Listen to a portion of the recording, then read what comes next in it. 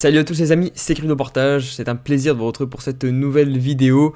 Alors on va poursuivre sur la lancée de la précédente vidéo puisque de ce que j'ai vu elle vous a pas mal plu, que ce soit en termes de vues, en termes d'engagement dans les commentaires mais aussi en termes de likes et je vous en remercie grandement. Donc dans la dernière vidéo, pour ceux qui ne l'ont pas vu, j'ai dévoilé mon portefeuille et comme je vous l'avais dit, on va donc faire un suivi de ce portefeuille au cours de mes prochaines vidéos.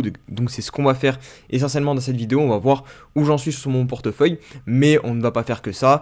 J'ai pris un petit calepin ici pour vous décrire le petit programme de la vidéo. Donc on va faire le point sur le portefeuille comme je vous ai dit. On va aussi établir une petite stratégie pour la réunion FOMC de la Banque Centrale Américaine mercredi. Je vais vous montrer un petit peu les petits plans que je vais mettre en place pour mon portefeuille perso. Et on va aussi vendre un petit peu de Evmos, c'est une crypto que j'ai en portefeuille. Et via les rewards que je gagne avec mon stacking, là je vais en vendre un petit peu, donc je vais vous montrer comment je vais faire ça. Et enfin on fera bien évidemment aussi un point sur les graphiques, voilà, je ferai une petite analyse technique, mais tout ça en lien avec mon portefeuille. Donc comme je vous l'avais dit dans la dernière vidéo, je vais essayer d'amener la chaîne plus sur ce terrain là, vous montrer concrètement comment je gère mon portefeuille.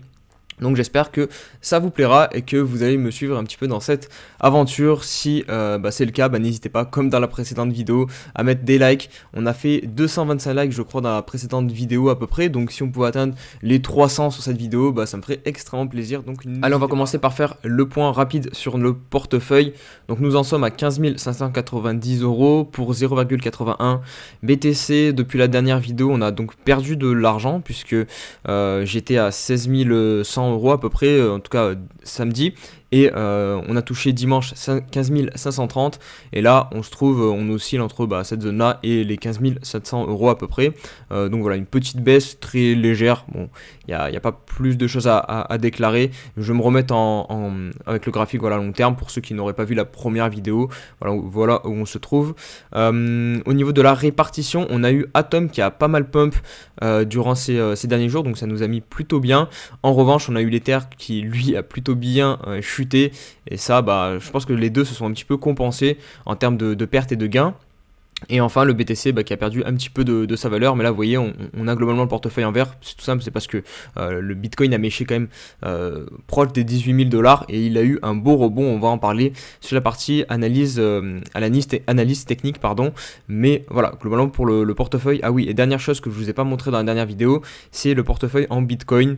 Voilà, je vous montrerai de temps en temps, mais là vous voyez que en tout cas sur le portefeuille en Bitcoin, j'ai vraiment fait une progression très stable. La courbe elle est vraiment parfaite, une belle tendance haussière. Si on fait un petit peu d'analyse technique, voilà, les creux et les sommets sont bien ascendants, donc j'espère que ça va continuer et que je vais pouvoir augmenter ma valeur en Bitcoin. Allez, on passe maintenant au deuxième point de la vidéo qui va être la stratégie spéciale FOMC, donc la réunion de la Banque Centrale Américaine qui aura lieu mercredi soir.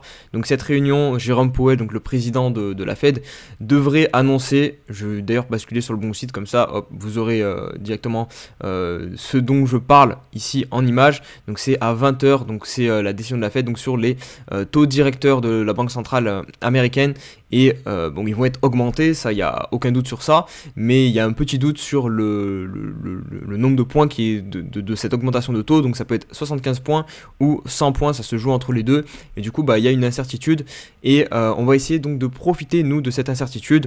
Donc je vous explique brièvement un petit peu mon plan, je le relie avec le graphique. Donc en gros, sur Bitcoin, qu'est-ce qu'on a fait? Vous voyez ici, on a donc ce support des 19 000 $, je vous l'ai partagé sur Twitter. On est venu le retester une 5e fois. Hier, la clôture est très encourageante, ça montre qu'il y a eu une réaction une fois de plus sur ce support. Vous voyez, on a fait une bougie. Ici, on a une grande mèche qui a été bien rachetée et on vient clôturer au-dessus donc de ce support des 19 000 $.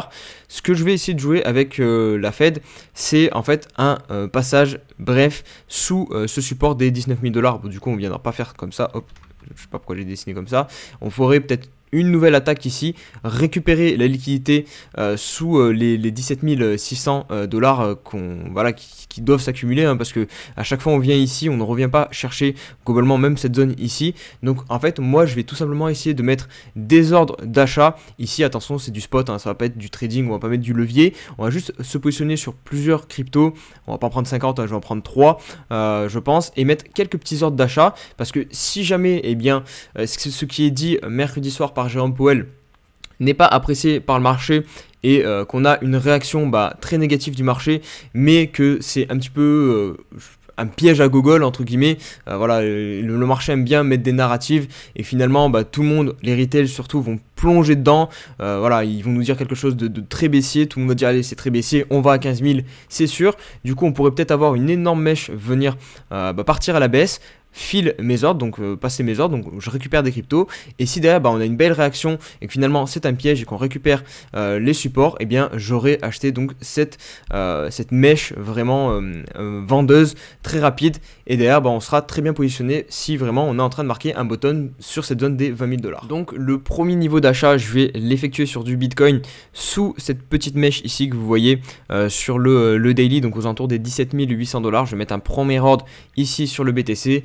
Ensuite, je vais me positionner en hebdomadaire pour trouver une zone qui peut être un peu plus intéressante.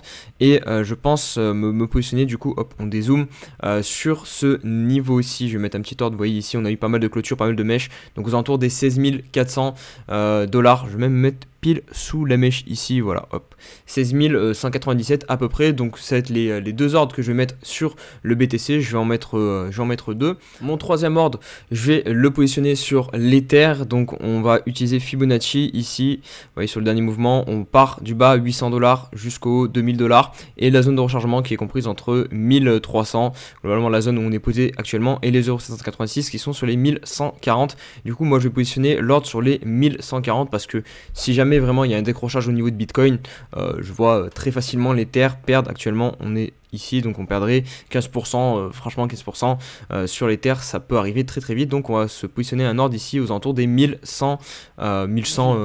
Et la dernière crypto, ça va être l'IGLD. J'ai envie de m'exposer un peu plus à ce coin, donc j'apprécie bien l'écosystème.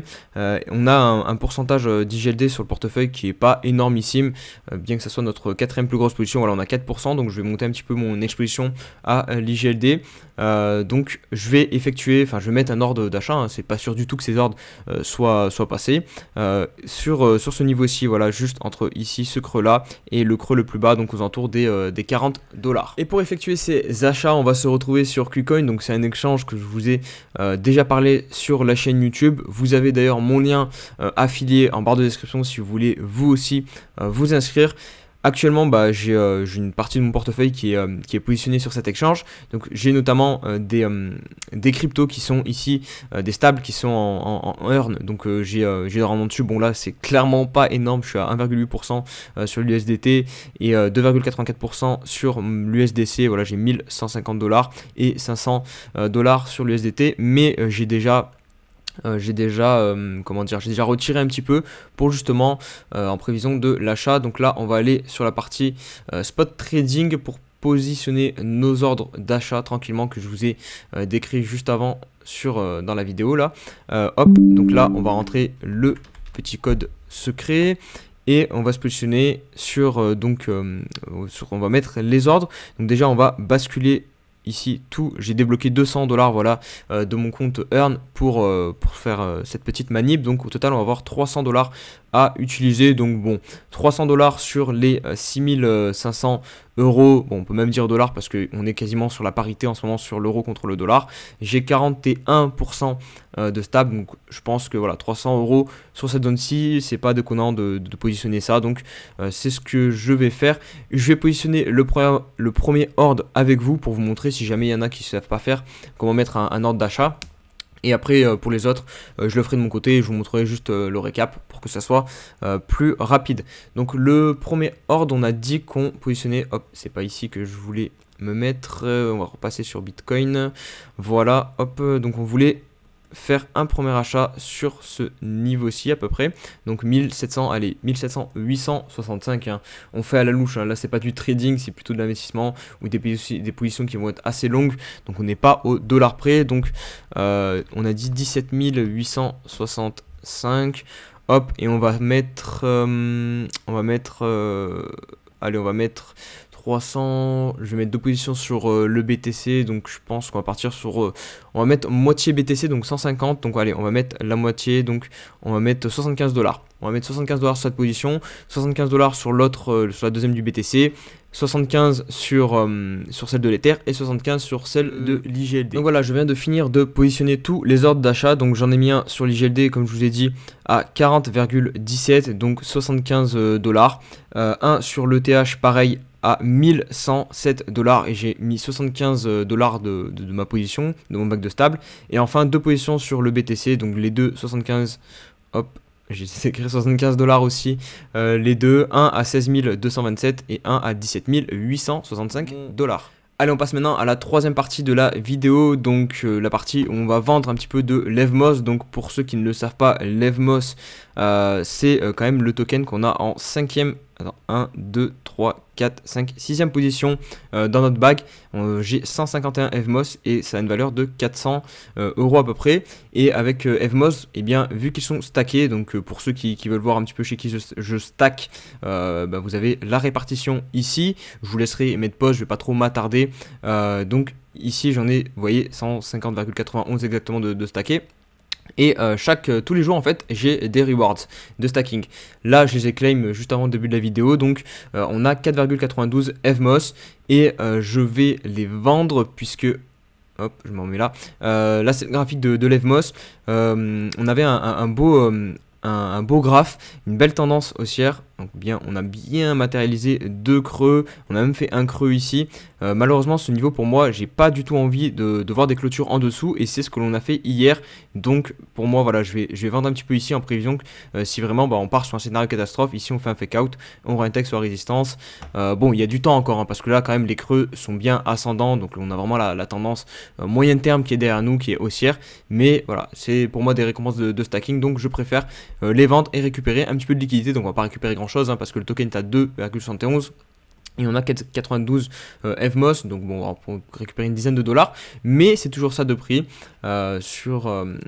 donc c'est stacking qui paye plutôt bien. Evmos c'est vraiment un des meilleurs coups, enfin un des meilleurs coups, un bac qui m'a vraiment rapporté beaucoup, surtout que c'était un airdrop que j'ai eu, donc j'ai mis 0 € sur Evmos, donc c'est vraiment très bien ce bag et c'est un projet que je vous invite à vous renseigner dessus parce qu'il est vraiment très intéressant.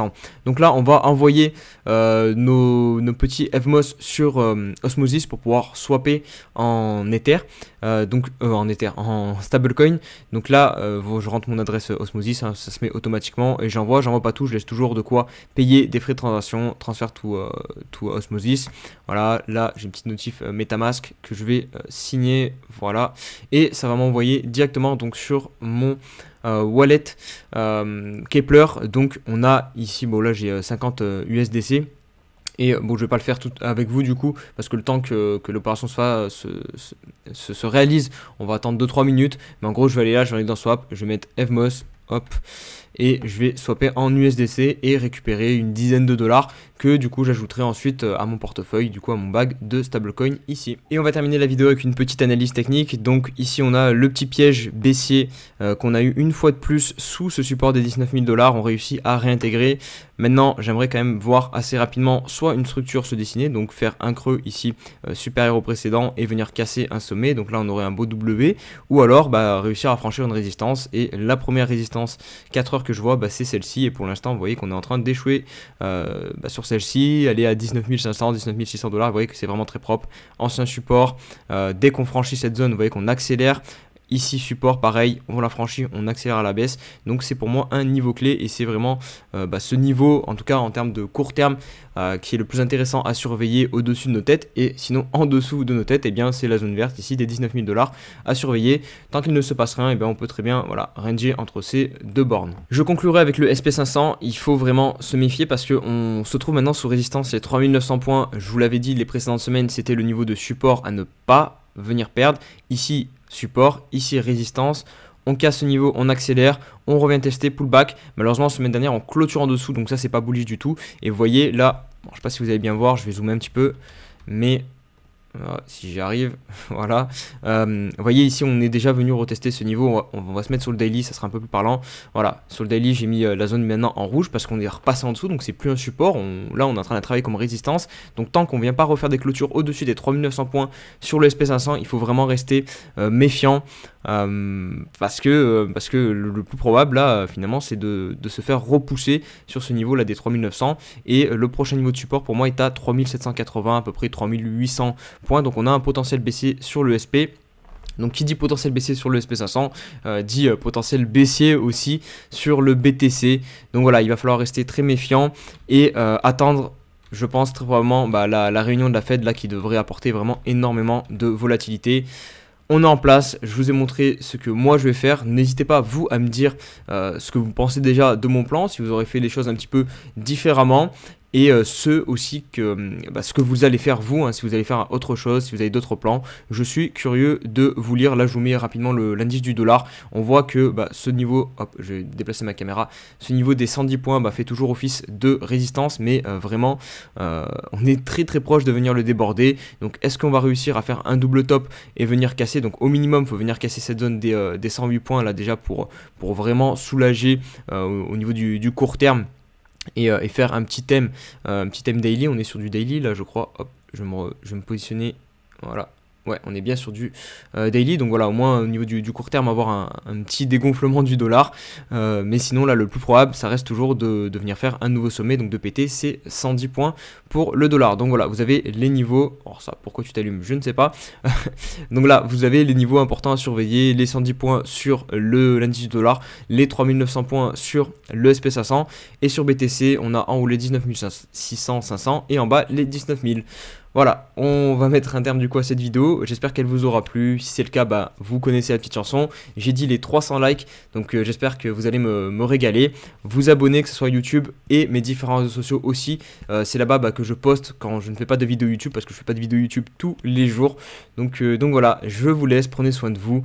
On se dit à la prochaine. Allez, ciao ciao.